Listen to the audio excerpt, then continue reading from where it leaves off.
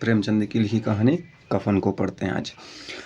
झोपड़े के द्वार पर बाप और बेटा दोनों एक बुझे हुए अलाव के सामने चुपचाप बैठे हुए हैं और अंदर बेटे की जवान बीवी बुधिया प्रसव वेदना से पछाड़ खा रही थी। रह रहकर उसके मुंह से ऐसी दिल हिला देने वाली आवाज़ निकलती थी कि दोनों कलेजा थाम लेते थे। जाड़े की रात थी, प्रकृति सन्नाटे में डूबी हुई, सारा गांव अंधकार में लय हो गया था। घीसू ने कहा, मालूम होता है बचेगी नहीं, सारा दिन दौड़ते हो गया, जा देख तो आ। माधव चिढ़कर बोला, मरना ही है तो जल्दी मर क्यों नहीं जाती, देखकर क्या करूं। तू बड़ा बेदर्द है बे, साल भर जिसके साथ सुख चैन से रहा उसी के साथ इतनी बेवफाई। तो मुझसे तो उसका तड़पना और हाथ पांव पटकना नहीं देखा जाता। चमारों का कुनबा था और सारे गांव में बदनाम घीसू एक दिन काम करता तो 3 दिन आराम करता। माधव इतना कामचोर था कि आध घंटे काम करता तो घंटे भर चीलम पीता, इसलिए उन्हें कहीं मजदूरी नहीं मिलती थी। घर में मुट्ठी भर भी अनाज मौजूद हो तो उसके लिए काम ना करने की कसम थी। जब 2-4 फाके हो जाते तो घीसू पेड़ पर चढ़कर लकड़ियां तोड़ लाता और माधव बाजार में बेच आता, और जब तक वह पैसे रहते दोनों इधर उधर मारे मारे फिरते। जब फाके की नौबत आ जाती तो फिर लकड़ियां तोड़ते या मजदूरी तलाश करते। गांव में काम की कमी न थी, किसानों का गांव था, मेहनती आदमी के लिए 50 काम थे, मगर इन दोनों को लोग उसी वक्त बुलाते जब 2 आदमियों से एक का काम पाकर भी संतोष न कर लेने के सिवा और कोई चारा न होता। अगर दोनों साधु होते तो उन्हें संतोष और धैर्य के लिए संयम और नियम की बिल्कुल ज़रूरत न होती। यह तो इनकी प्रकृति थी, विचित्र जीवन था इनका। घर में मिट्टी के 2-4 बर्तनों के सिवा कोई संपत्ति नहीं। फटे चिथड़ों से अपनी नग्नता को ढके हुए जिए जाते थे। संसार की चिंताओं से मुक्त, कर्ज से लदे हुए, गालियाँ भी खाते, मार भी खाते, मगर कोई भी गम नहीं। दीन इतने की वसूली की बिल्कुल आशा न रहने पर भी लोग इन्हें कुछ न कुछ कर्ज दे देते थे। मटर आलू की फसल में दूसरों के खेतों से मटर या आलू उखाड़ लाते और भून भान कर खा लेते, या 10-5 ऊख उखाड़ लाते और रात को चूसते। घीसू ने इसी आकाशवृत्ति से 60 साल की उम्र काट दी और माधव भी सपूत बेटे की तरह बाप ही के पद चिन्हों पर चल रहा था, बल्कि उनका नाम और भी उजागर कर रहा था। इस वक्त भी दोनों अलाव के सामने बैठकर आलू भून रहे थे, जो कि किसी के खेत से खोद लाए थे। घीसू की स्त्री का तो बहुत दिन हुए देहांत हो गया था। माधव का ब्याह पिछले साल हुआ।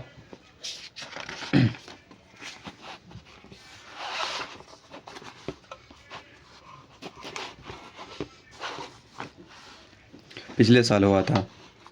जब से यह औरत आई थी उसने इस खानदान में व्यवस्था की नींव डाली थी। पिसाई करके या घास छीलकर वह सेर भर आटे का इंतजाम कर लेती थी और इन दोनों बेगैरतों का दोजख भरती रहती थी। जब से वह आई यह दोनों और भी आलसी और आराम तलब हो गए थे। बिल्कुल कुछ अकड़ने भी लगे थे।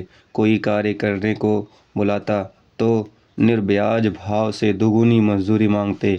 वही औरत आज प्रसव वेदना से मर रही थी और यह दोनों शायद इसी इंतजार में थे कि वह मर जाए तो आराम से सोए। घीसू ने आलू निकालकर छिलते हुए कहा, जाकर देख तो क्या दशा है उसकी, चुड़ैल का फिसाद होगा और क्या। यहाँ तो ओझा भी 1 रुपया मांगता है। माधव को भय था कि वह कोठरी में गया तो घीसू आलूओं का बड़ा भाग साफ कर देगा। बोला, मुझे वहाँ जाते डर लगता है। डर किस बात का है, मैं तो यहाँ हूँ ही। तो तुम ही जाकर देखो ना। मेरी औरत जब मरी थी तो मैं 3 दिन तक उसके पास से हिला तक नहीं, और फिर मुझसे लजाएगी कि नहीं? जिसका कभी मुंह नहीं देखा, आज उसका उघड़ा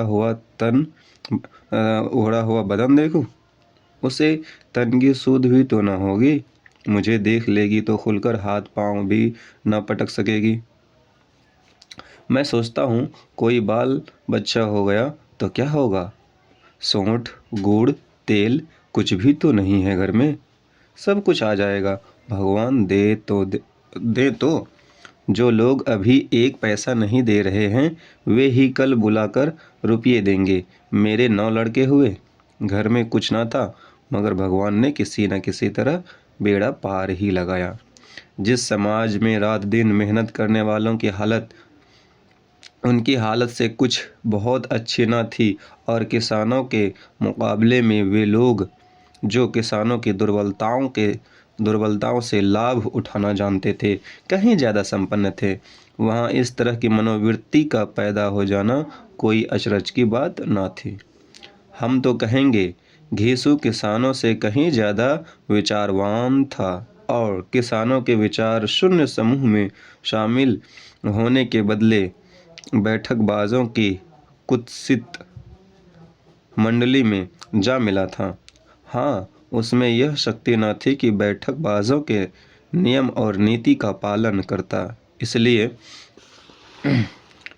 इसलिए जहाँ उसकी मंडली के और लोग गांव के सरगना और मुखिया बने हुए थे, उस पर सारा गांव उंगली उठाता था।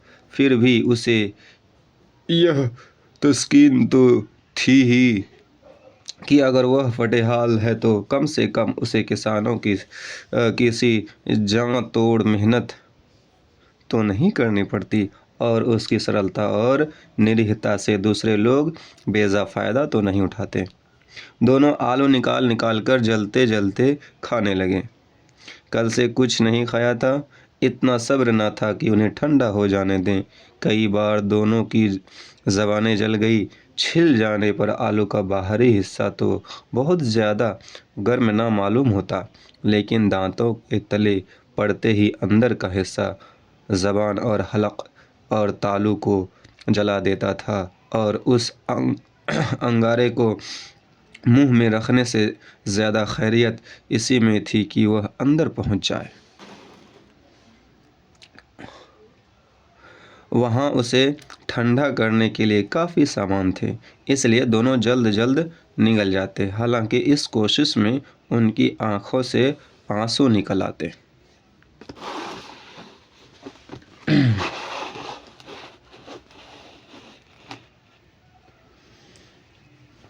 घिसू को उस वक्त ठाकुर की बारात याद आई जिसमें 20 साल पहले वह गया था।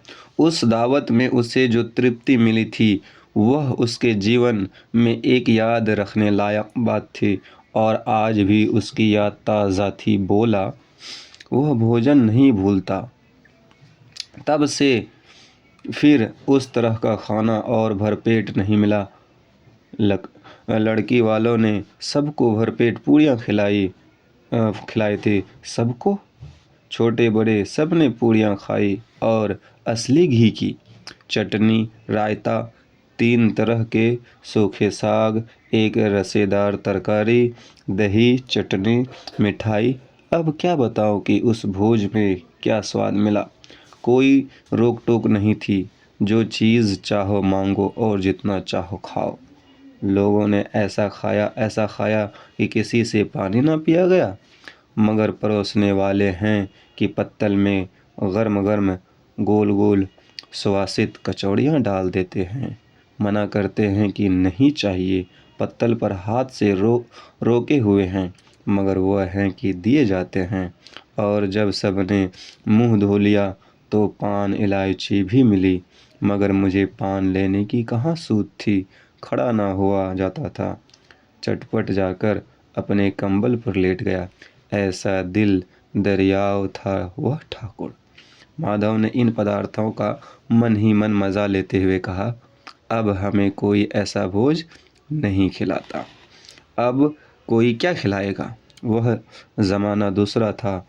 अब तो सबको किफ़ायत सूझती है। शादी ब्याह में मत खर्च करो, क्रियाकर्म में मत खर्च करो। पूछो, गरीबों का माल बटोर बटोर कर कहाँ रखोगे? बटोरने में तो कमी नहीं है, हाँ खर्च में किफ़ायत सूझती है।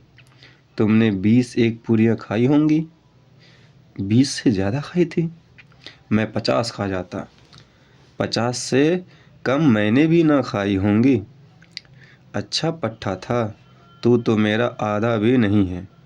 आलू खाकर दोनों ने पानी पिया और वहीं अलाव के सामने अपनी धोतियां ओढ़कर पाँव पेट में डाले सो रहे, जैसे दो बड़े बड़े अजगर गेड़ुलियां मारे पड़े हों और बुधिया अभी तक कराह रही थी। सवेरे माधव ने कोठरी में जाकर देखा तो उसकी स्त्री ठंडी हो गई थी। उसके मुंह पर मक्खियाँ भिनक रही थी। पथराई हुई आंखें ऊपर टंगी हुई थी। सारी देह धूल से लथपथ हो रही थी। उसके पेट में बच्चा मर गया था। माधव भागा हुआ घीसू के पास आया। फिर दोनों ज़ोर ज़ोर से हाय हाय करने और छाती पीटने लगे। पड़ोस वालों ने यह रोना धोना सुना तो दौड़े हुए आए और पुरानी मर्यादा के अनुसार इन अभागों को समझाने लगे, मगर ज़्यादा रोने पीटने का अवसर न था। कफन की और लकड़ी की भी फिक्र करनी थी। घर में तो पैसा इस तरह गायब था जैसे चील के घोंसले में मांस। बाप बेटा रोते हुए गांव के ज़मींदार के पास गए। वह इन दोनों की सूरत से नफ़रत करते थे। कई बार इन्हें अपने हाथों से पीट चुके थे। चोरी करने के लिए वादे पर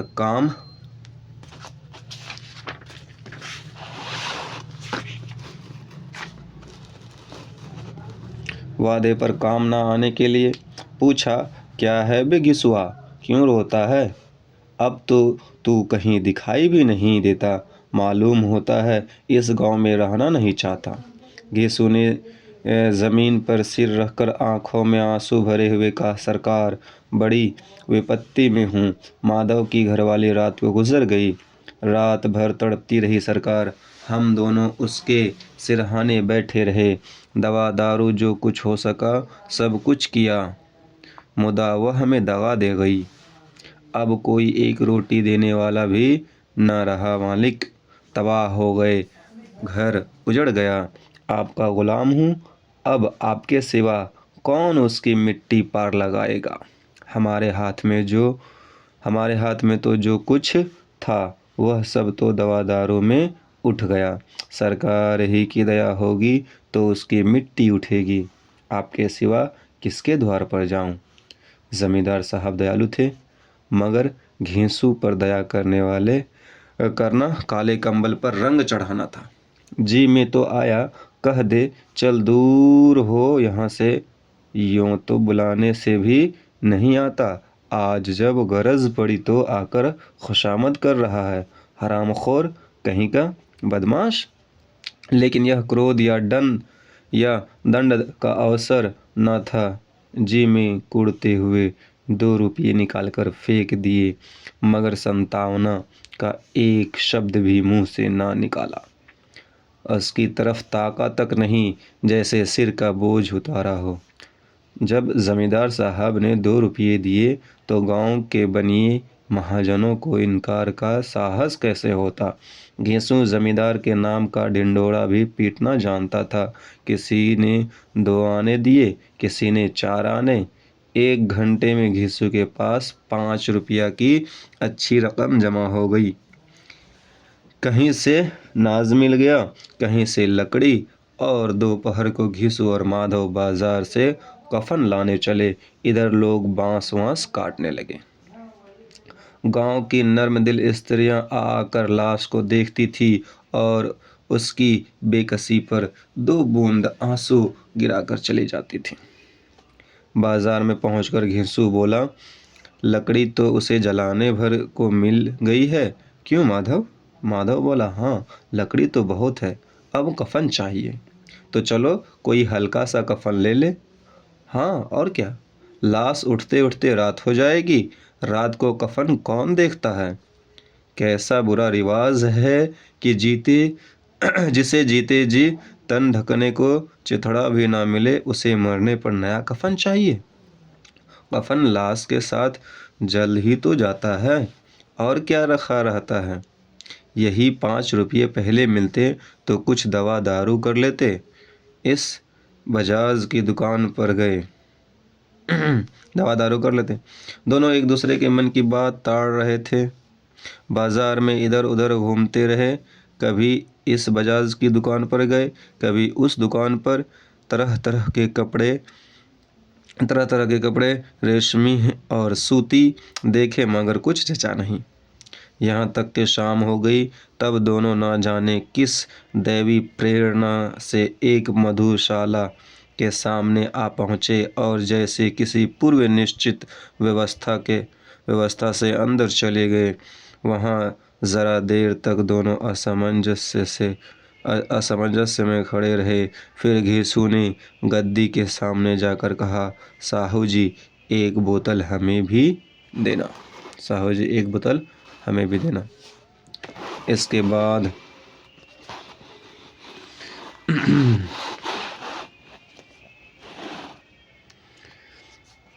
बाद कुछ चिखौना आया, तली हुई मछलियाँ आई और दोनों बरामदे में बैठकर शांतिपूर्वक पीने लगे।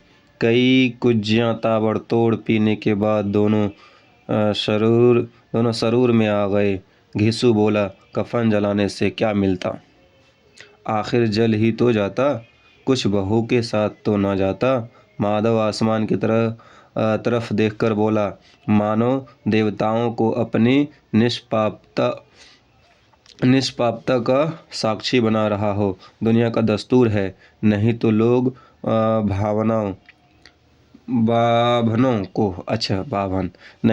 बाभनों को 1000 रुपये क्यों दे देते हैं। कौन देखता है परलोक में मिलता है या नहीं। बड़े आदमी के पास धन है, फूके, हमारे पास फूकने को क्या है। लेकिन लोगों को जवाब क्या दोगे। लोग पूछेंगे नहीं कफन कहाँ है। घेसू हंसा, अब एक कह देंगे कि रुपये कमर से खिसक गए, बहुत ढूंढा मिले नहीं। लोगों को विश्वास तो ना आएगा, लेकिन फिर वही रुपये देंगे। माधव भी हंसा इन अनपेक्षित सौभाग्य पर। बोला, बड़ी अच्छी थी बेचारी, मरी भी तो खूब खिला पिलाकर। आधी बोतल से ज़्यादा उड़ गई। घेसू ने 2 सेर पूरियाँ मंगाई, चटनी, अचार, कलेजियाँ। शराब खाने के सामने ही दुकान थी। माधव लपक कर 2 पत्तलों में सारे सामान ले आया। पूरा 1.5 रुपया खर्च हो गया, सिर्फ थोड़े से पैसे बच रहे। दोनों इस वक्त इस शान से बैठे हुए पूड़ियाँ खा रहे थे जैसे जंगल में कोई शेर अपना शिकार उड़ा रहा हो। ना जवाबदेही का खौफ था, ना बदनामी की फिक्र। इन भावनाओं को उन्होंने बहुत पहले ही जीत लिया था। घिसू दार्शनिक भाव से बोला, हमारी आत्मा प्रसन्न हो गई है तो क्या उसे पुण्य ना होगा। माधव ने श्रद्धा से सिर झुकाकर तस्दीक की, जरूर से ज़रूर होगा। भगवान तुम अंतर्यामी हो, उसे बैकुंठ ले जाना। हम दोनों हृदय से उसे आशीर्वाद दे रहे हैं। आज जो भोजन मिला वह कभी उम्र भर ना मिला था। एक क्षण के बाद माधव के मन में एक शंका जागी। बोला, क्यों दादा, हम लोग भी तो एक ना एक दिन वहाँ जाएंगे ही। घेसू ने इस भोले भाले सवाल का कुछ उत्तर न दिया। वह परलोक की बातें सोचकर इस आनंद में बाधा न डालना चाहता था। जो वहाँ हम लोगों से पूछे कि तुमने हमें कफन क्यों नहीं दिया तो क्या कहोगे। कहेंगे कि तुम्हारा सिर। पूछेगी तो ज़रूर, तू कैसे जानता है कि उसे कफन ना मिलेगा। तू मुझे ऐसा गधा समझता है। 60 साल क्या दुनिया में घास खोदता रहा हूँ, उसे कफन मिलेगा और इससे बहुत अच्छा मिलेगा। माधव को विश्वास न आया। बोला, कौन देगा, रुपया तो तुमने चट कर दिए। वह तो मुझसे पूछेगी, उसकी मांग में तो सिंदूर मैंने डाला था। घीसू गर्म होकर बोला, मैं कहता हूँ उसे कफन मिलेगा, तू मानता क्यों नहीं।